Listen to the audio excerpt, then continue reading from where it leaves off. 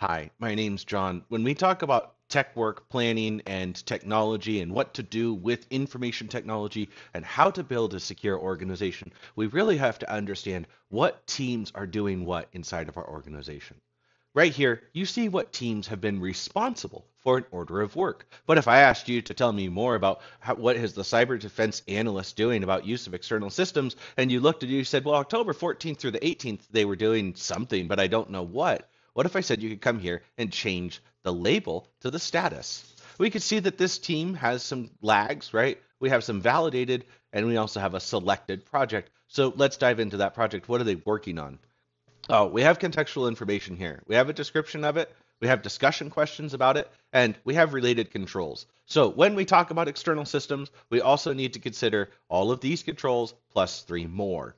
We need to consider that holistically across the environment. So it's not just one system or one machine, it's several components inside of an entire system.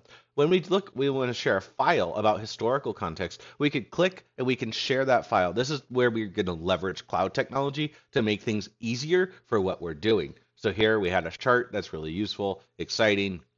We can set our status, our priority. We're going to define if it's selected. We're going to know who it's last updated by. We're going to be able to define the requirements, design, implementation, our project timeline, and what if I said, what are the responsible teams doing now? What is their workload? What's the workload of the technology R&D team, right? What is it? Oh, we just figured out what primary controls they are responsible for. So we could see who's on the team. They're part of the securely provisioned group. So when we're thinking of workload that we're going to assign to them, it should be aligned with doing securely provision. We probably shouldn't ask this group to be doing legal advocacy. We see that this group has all of these primary and secondary controls. We can see the validation of those controls. We have descriptions of the responsibilities that they have. We can also share evidence here, and we could generate a report to Slack by pushing this button. In a second, we're going to get a little notification, and it's going to come across the screen. It's going to say, hey, Slack's been updated. You might not see it on this screen. That's okay. So we could get that whole report. We understand what this team was doing, and we can also understand where are we managing exceptions, right? Our exceptions are for executive cyber leadership, which impacts our cybersecurity framework group in the oversee and govern campaign. But what if somebody else needed an exception and they were in the network services? Now we see the operate and maintain and oversee and govern have turned on. So now our exception has introduced vulnerabilities to two portions of our organization. We need to think about our threats. We need to do our threat intelligence. We need to consider those things.